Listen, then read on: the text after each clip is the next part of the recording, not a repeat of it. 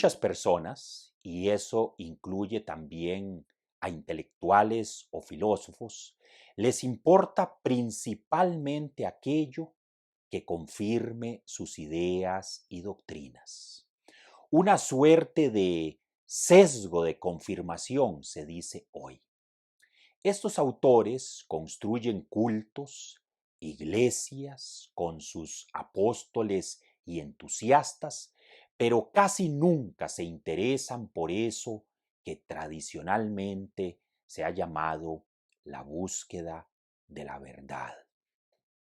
¿Por qué digo esto? Hace varios años publiqué un estudio titulado Sin derecho ni razón sobre el garantismo penal de Luigi Ferrajoli, su carencia de validez científica y de practicidad real. Ese estudio se publicó en una revista de difusión internacional, la revista Doxa de la Universidad de Alicante, en España. Nunca recibí respuesta por parte de Ferrajoli ni de ninguno de sus discípulos sobre las críticas de fondo que allí hice. Ello, por supuesto, podría deberse a que lo que dije era irrelevante desde el punto de vista del conocimiento jurídico. Sin embargo, y me disculpo por la inmodestia, me temo que la explicación podría ser la que dije, la tendencia a ignorar o incluso a acallar a veces aquellas ideas que vayan en contra de las opiniones propias.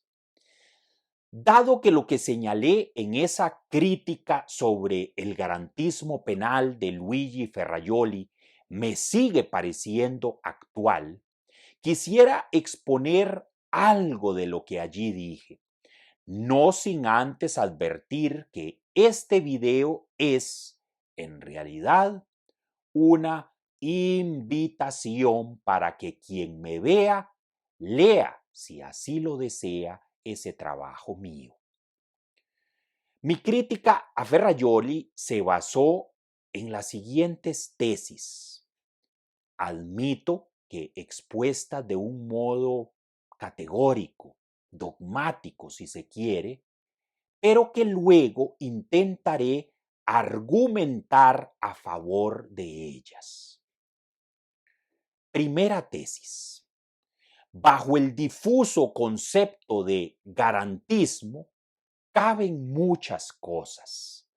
La gran cantidad de clasificaciones y divisiones por las que apuesta Ferrajoli para delimitar supuestamente su noción de garantismo penal, así como la axiomatización formal o lógica de sus ideas centrales, representa, en lo esencial, un juego intelectual, pero sin mayor relevancia práctica para los juristas. Segunda tesis. Al fin de cuentas, las tesis centrales del garantismo penal no aportan en lo fundamental nada sustancial al corpus del conocimiento que existe y se conoce desde hace mucho tiempo sobre la materia jurídico-penal. Esas ideas no aportan tampoco elementos de juicio para discernir lo que sucede realmente en la vasta mayoría de los procesos penales en nuestras sociedades. Semejante garantismo resulta ser, principalmente, una ideología gremial que presenta al saber penal como si éste se tratara de una actividad racional y hasta científica, todo lo cual cae muy bien dentro de la comunidad de juristas y de filósofos del derecho, pero sin aportes claves para el ejercicio del derecho en acción, del law in action. Tercera tesis. El aspecto realmente problemático en algunas de las ideas del garantismo penal no es tanto lo que ellas dicen, algunas ideas conocidas, sino lo que no dicen. En efecto, ellas sirven sobre todo para apartar la vista de ciertos aspectos críticos de la realidad judicial real. Por ejemplo, el carácter retórico del derecho, la sed de venganza sobre la que se basa en buena parte el proceso penal, la poca o ninguna racionalidad de los agentes jurídicos reales, la posible corrupción política y económica que priva en muchos países en materia de justicia, etc. Cuarta tesis. Es posible, no lo niego, formalizar lógicamente, como lo hace Ferrajoli, toda suerte de cuestiones. Al igual que es posible ponerse a contar y registrar con fines matemáticos, valga esta imagen algo grosera, todos los granitos de arena que hay en una playa italiana. Sin embargo, la verdadera pregunta es otra. ¿Para qué hacer esto? ¿Cuáles son los objetivos teoréticos o prácticos que se quieren alcanzar con ello? Para justificar estas tesis, yo examiné en mi artículo varios vicios, voy a llamarles así, vicios, en los que incurre Ferrajoli en su obra. Algunos de esos vicios argumentativos son los siguientes. Primero, Ferrajoli parte en la construcción de su supuesto sistema jurídico de unas meras definiciones persuasivas. La pregunta clave que quiero hacerme y que ruego a quien me ve tener en cuenta es la siguiente. ¿Quién no se sentiría contento de que lo califiquen o incluso calificarse a sí mismo como garantista? O dicho de manera inversa, ¿a quién le gustaría que lo cataloguen públicamente como un antigarantista o totalitario, antidemocrático o cualquier otro adjetivo similar? La mera alusión a una teoría general del garantismo se convierte en lo que se llama técnicamente una definición persuasiva. Voy a entender por definición persuasiva, de la mano de Stevenson, aquella donde un concepto, a pesar de poseer un significado parcialmente descriptivo, lo que se impone o priva es su significado emotivo. Es decir, es una apelación a las emociones o a los sentimientos. Un término bandera, como decía Joseph Schumpeter. Segundo, Ferrajoli incurre en una falsa precisión.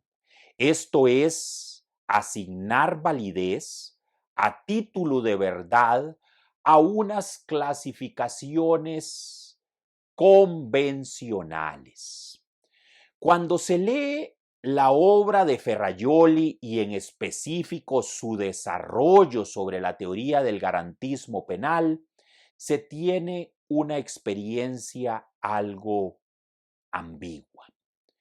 A primera vista, uno siente como si el autor le está transmitiendo algo muy profundo por el detalle de sus conceptos y clasificaciones.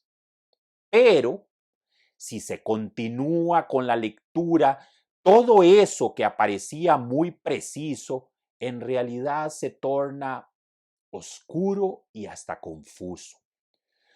Todos los esfuerzos van ahora encaminados a conseguir aprehender un abrumador cúmulo de detalles lingüísticos, un mar de sutilezas semánticas acerca de las cuales no se cuestiona el autor si ellas puedan o no servir de algo en la práctica judicial misma. Se presenta así un fenómeno que podría llamarse, junto con el lúcido filósofo uruguayo Carlos Vaz Ferreira, el sofisma de la falsa precisión, que no es más que otra manera de criticar lo que Rudolf von Jhering llamó la Haarspaltemaschine, es decir, la máquina partidora de pelos en el campo de lo jurídico. Tercero, Ferrajoli disimula en su obra, bajo unas máscaras logicistas, lo que simplemente son unas ideas del pensamiento común y corriente.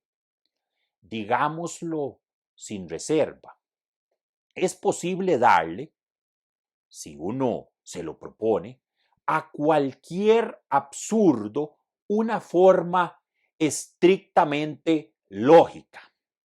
No digo que este sea el caso de Ferrajoli.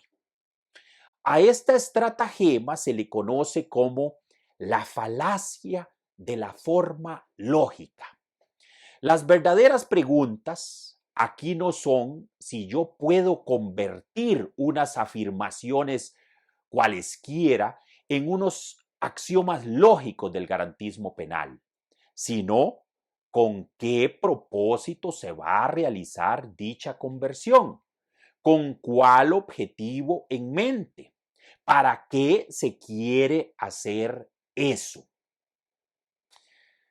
A mí me da la impresión, aunque por supuesto puedo estar equivocado, de que tratar de formalizar en lenguaje lógico una teoría del derecho penal es esencialmente un ejercicio escolástico relativamente o bastante inútil. Al menos lo es en el plano judicial.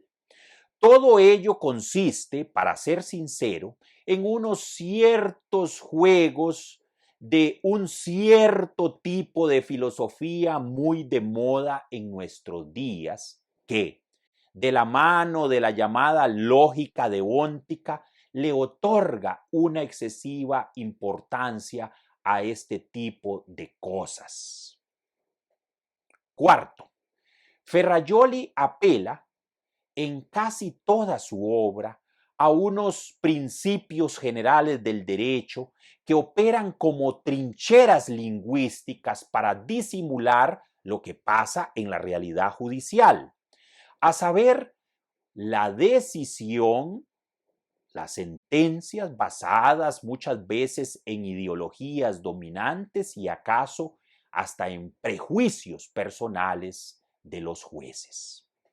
Me sorprende cómo aún hoy día muchos juristas, en este caso un jurista como Ferrajoli, continúa valiéndose de la noción de principios generales del derecho como si ese concepto fuera siempre claro y libre de toda ambigüedad. Mi sorpresa obedece básicamente a que desde hace ya décadas en la filosofía y en la teoría del derecho, ha quedado más que demostrado cómo bajo dichos principios jurídicos cabe prácticamente cualquier cosa. o muchas cosas, para decirlo así. Tal y como decía el gran juez Holmes hace más de un siglo ya, los principios generales no resuelven casos concretos. Los casos concretos los resuelven las personas de carne y hueso. Y las personas de carne y hueso entienden cosas muy distintas bajo estas palabras. Quinto, finalmente, Ferrajoli pasa por alto la importante distinción entre semántica y pragmática, entre teoría y práctica efectiva del derecho penal. Es muy conocida, incluso, por supuesto, por el propio Ferrajoli, la diferencia que señaló Charles Morris entre el nivel semántico de una teoría y su nivel pragmático. En tal sentido, el nivel semántico es el plano puramente lingüístico.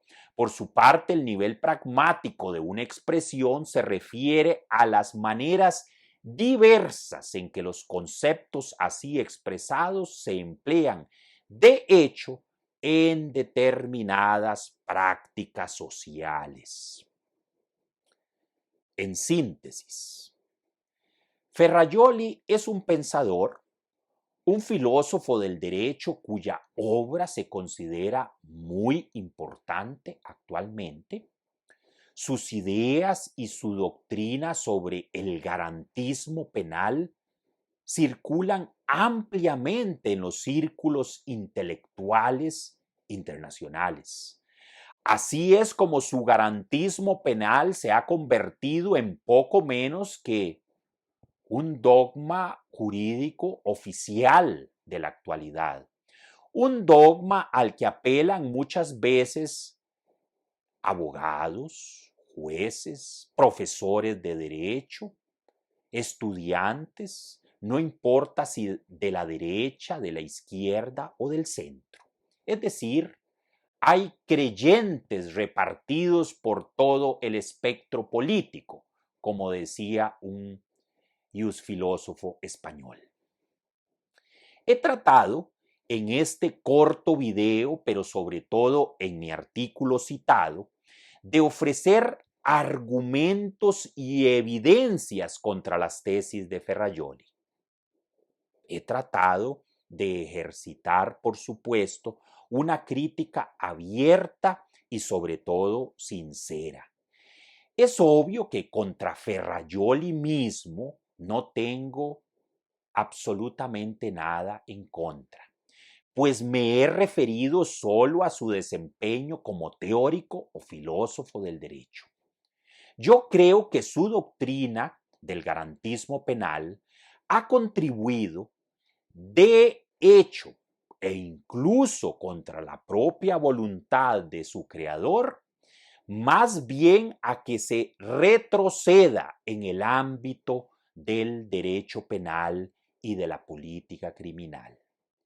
Esa doctrina sirve, directa o indirectamente, para alejar la mirada de las cuestiones fundamentales y controvertidas que acechan actualmente en la experiencia cotidiana misma del derecho penal en muchos países de América Latina y del mundo. Cuestiones controvertidas, como por ejemplo el aumento de la delincuencia o las grandes presiones mediáticas e ideológicas que pesan sobre los jueces o los actos de corrupción de la justicia penal, etcétera, que no se atacan a fuerza de tambor y humo, ni mucho menos a fuerza de fórmulas de la lógica deóntica, como quien quiere asustar los coyotes que aúllan amenazantes en un pastizal, sino que hay que prenderles fuego, es decir, combatirlas con medidas concretas de una política criminal realista. Y a la fecha, tales medidas concretas siguen, desde mi punto de vista, en la sala de espera.